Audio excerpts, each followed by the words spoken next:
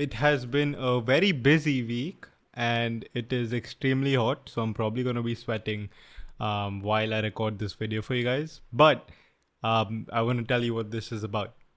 It is about what I would do if I was to make $10,000 a month and I was essentially forced, right? This was sort of my story. Like I had no other option apart from making money. And when I say this, there's one Andrew Tate clip that really comes to my mind. When you have to roll a dice and you need to get a six, right? That was me. And that was me when I was 18 years old.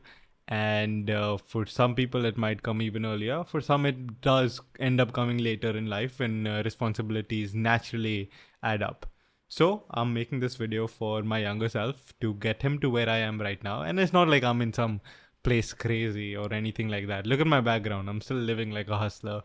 But it is information that I believe would help me get to where I am right now a little bit quicker. And just general wisdom for you to make $10,000 a month if you were forced, if you had no option, if you were locked in a room and it's do or die, right? This is what I would do today. First of all, I want you to understand the concept of how successful people are really made, right? In my opinion, there's two main ways. One is inspiration or desperation, right? And inspiration in general is harder to get because how are you usually going to be inspired? By watching someone else's success story? Maybe you find inspiration in me that, hey, if I was able to do it, maybe you can do, because we look similar, we're from the same country, and we were raised in a very similar environment. That's inspiration. And oftentimes that's the source of motivation, and that doesn't last long. And then there's desperation. It's when you need to make $10,000 a month in this case. It's when you need to do it so badly that you figure out a path to get there no matter what, right? And that, I believe, is a longer term source of motivation, and that generally, ends up becoming discipline because you need to do something. So in this case, I would recommend that, hey, we can't force inspiration on us, but we can simulate desperation. And the easiest way of doing that would be to rent another apartment, move out if you can, with a certain amount that's fixated in your bank account. And as that's dwindling, pressure on you is going to mount. Now, what I mean by this is, obviously this depends on your exact circumstances. If you are someone in college, if you have a dorm, and you're getting a fixed amount from your parents to support you every month, right? I would tell them to give me a lump sum if possible. Like, hey, dad, if it's possible, can you, let's say they're giving you 20,000 rupees in a month, right? I would tell them, hey, dad, can you give me 60,000 and I'm never going to ask you for money again. And literally, don't tell them that you're doing an experiment. Don't tell them that you're working. Don't tell them about your plan. Literally commit to never asking for money again. And now your reputation is on the line with your family. If that's possible, bro, and if you're in like the dorm sort of life, go and do that. Now, option 2 is that you have college and you are still living with your parents. Now, you're probably 18 or older. If you're not, then I would say wait till you're at least 18 before you move out. Right? But if you're in college and you're with your parents, decide to move out. Your parents no longer have control over your decisions, and they probably won't even understand this. But if you want to do something that's out of their understanding, which is lock yourself up and force yourself to get to a certain outcome, there's no harm in following what you want for a month or two. If you fail, what's the worst that could happen? You end up going back and you lose a bit of your dignity. But if you don't fail, there's all the upside for you. And you're young, bro. This is the time that we take risk, right? In my story, there was no risk to take because, my finances were dwindling down and my parents had no source of income. So it's either I do something or God knows what. right? I want you to place yourself in a similar situation because I believe that's a lot easier for you to rise, essentially. For you to become something of value, just force it upon you. Second thing about creating an environment around you, right? Now, what has happened is I moved out as well very recently into like this sort of new space. It's very messy. We're currently like 2, 3 guys living here, and we just work. Some days we don't work a lot. The other days, usually we work a lot. And it's also the environment that sort of breeds a bit of success, right? If possible, I wish you guys could just meet in the comments or something. And if, 2 people in the comments from Bangalore decide to do this and you guys could just sort of do it together, that is helpful. If you have 2 people that are genuinely working, that's helpful. Because past 8 months, my agency was stagnant around I hate giving numbers these days, but like around 20K MRR. And now, just this month alone, it's already grown more than 50%. Now, I'm not going to say that, hey, directly correlated to the fact that I'm moving out, but I believe that an environment has played a huge role in confidence, in the way we live, and the fact that, just last week we were able to close 3, not last week, but over the last month, we were able to close 3 pretty decent clients. With this point, I want to give you another piece of advice. Avoid shiny object syndrome as much as you can, because it's not shiny what I do, right? I guess the shiny part about agencies is that you got to talk about it on social media, and it's become one of those guru terms that, hey, I have an agency and I'm so successful, right? But it's not that shiny. Businesses can be fun, but most of the time when you're in it, when you're literally doing it every single day, you forget the fun. I'm not going to say it's boring, but it definitely isn't fun. And shiny object syndrome is not... is something you need to avoid. Now, to give you some practical advice from, what I've been up to, is that even when I'm running the agency, I do feel like there are more tempting opportunities randomly thrown at me, right? Especially when there's not much growth. When you're doing something and you don't see the results of what you're doing, that's when you keep doing that thing and you bet on yourself, right? 8 months, all I was doing was making case studies, delivering client results, figuring out who our ideal customer profile is, who we want to cater to, figuring out what worked in the past for us, and then remodeling it to work in today's market.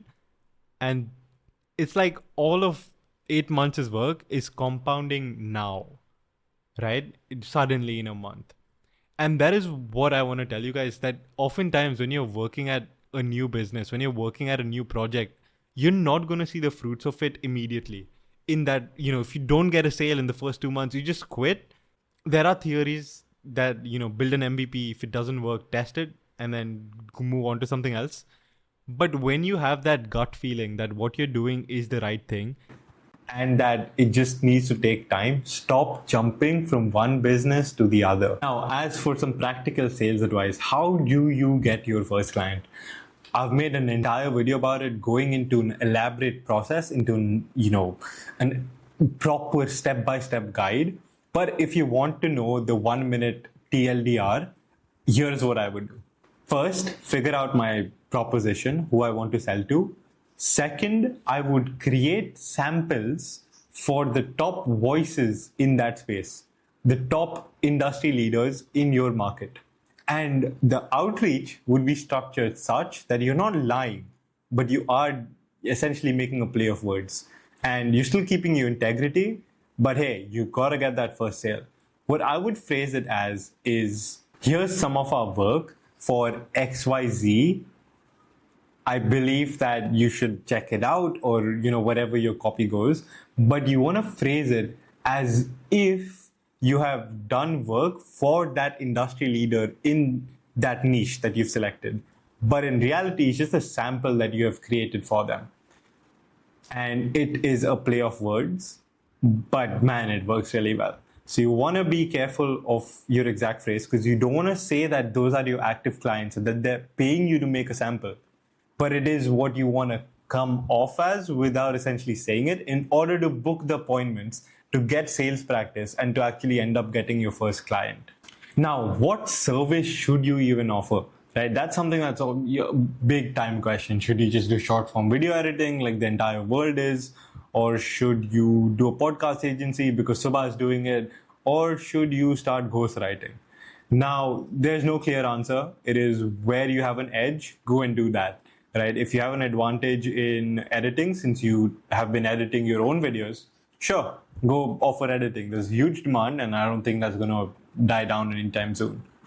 Now, if I had to come up with a new service, and if I had to lock myself up, right, so if there's a gun to my head, make $10,000 a month, I would set myself up for the future as well in a way, right? Because I think long term, while still thinking that, okay, I need to survive this month. The perfect business in my mind right now for this is AI video generation.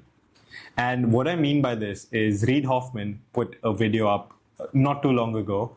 It's about him having a conversation with an AI version of himself. LinkedIn page. Could you give me some advice on that? Well, I have gotten a chance to take a look at your page as an image of it was entered into my GPT. We're fortunate to partner with Reid on his short form stuff and get a bit of access to the back end of not exactly the back end, but to see how HeyGen works. HeyGen is a video platform. It can clone a person and create an avatar of themselves. And then what you want to do is really watch this video by Reid Hoffman. He is the founder of LinkedIn, and he goes into the details of how he trained a GPT model to become a version of himself. And then he has an AI voice either generated by 11 Labs or there are a lot of re-speech sort of AI tools. And then he uses HeyGen to create a video clone of himself. This is going to be the future. Because think about it. What do rich people want? They want leverage. Leverage is when they have to they need to put very minimal amount of effort for high returns, right? They get a lot back for whatever they're giving you. Rich people don't have time. They don't have time to make content. They don't have time to improve their skill of speaking well on camera, right? So what you want to do is offer them video creation of themselves and use AI to enable this. You want to create a sample or maybe have a very clear value proposition on your website that, hey, I can make this version of you for this. And if there's like, a demo that you can give, you will close a lot of rich people. On the website, I'd include a VSL, a very well-edited VSL of explaining the process down, right? Like how I explained it right now. Number one, we clone your voice using 11 Labs. We give an hour of footage to HeyGen for it to process how you speak so that we can create infinite video. Number three, we read all your LinkedIn or Twitter posts to create a custom GPT that can emulate your voice, and we would run scripts by you initially. So essentially, you're creating content for them. Without them having to put in a lot of work. Now, AI video generation is not there yet. Yet is the key word here. But AI enthusiasts would love to hop on this. Now, the future, it is going to get there. HeyGen is going to be almost indistinguishable. Even the voice replicators, right? The voice cloning is going to be, you cannot tell if it's me talking or if it's AI in 1 year max. So if your agency is set up for success by then, if you have great clients and if you have case studies of even, the shittier version of the AI and making it work and delivering results, in a year, you'll have no issue, surpassing more than 100K easily. Because your value proposition, your service, and where you've positioned yourself is perfect. Now, website is set, how I would outreach, right? For me, emails has been the bread and butter, but I also know that LinkedIn can really work out. So perhaps LinkedIn, because a lot of CXOs, CEOs, all of those, big guys with a lot of money, they use LinkedIn pretty often. But I want to give you more advice about email because that's what I've personally done. I would say for email, images have really been a hack for me because GIFs take time to load. They potentially could reduce deliverability. I'm not too sure. But I know for a fact that images don't reduce deliverability. What you want to do is upload to something like Google Photos and embed that inside of your emails code. Might sound technically complex, but just go with Instantly.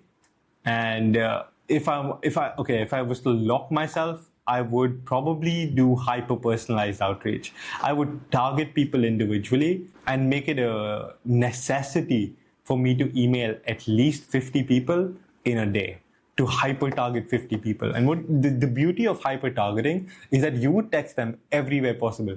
So email them, message them on LinkedIn, message them on Instagram, message them on Twitter. Don't just message them, tweet at them, because that's more likely to be seen. Now, natural question is, who should I outreach to?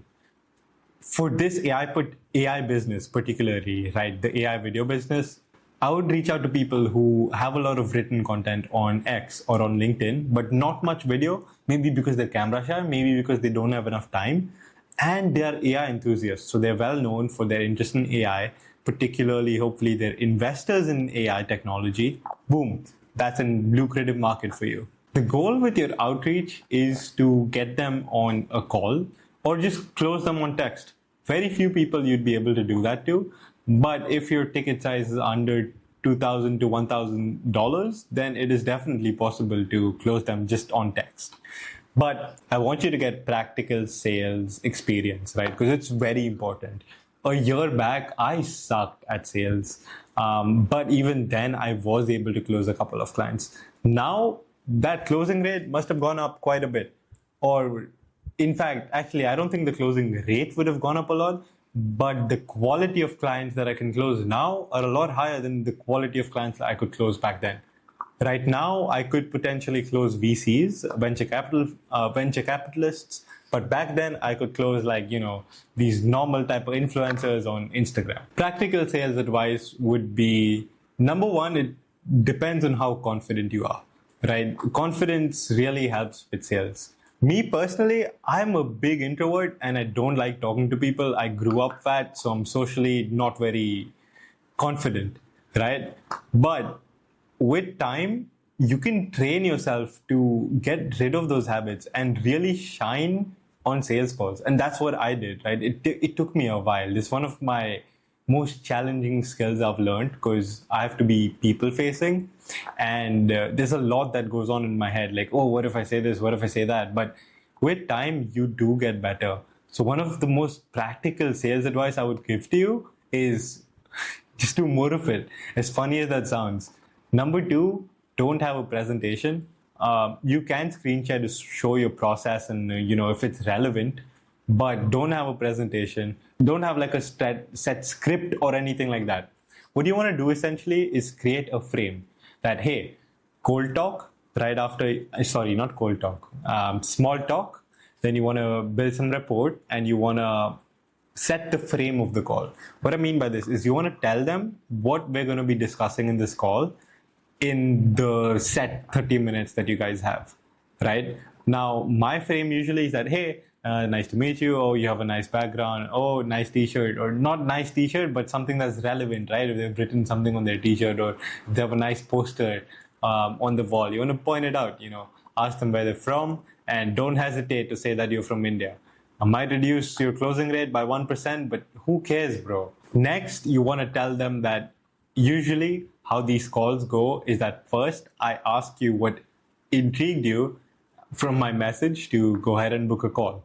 What this question does is it prompts them to tell you what really they're interested in. Now, depending on their answer, you want to dig deeper, you want to sort of, find out and ask proper questions. I guess this is the best skill that you would need to learn to get good at sales, is asking the best questions from what they're telling you.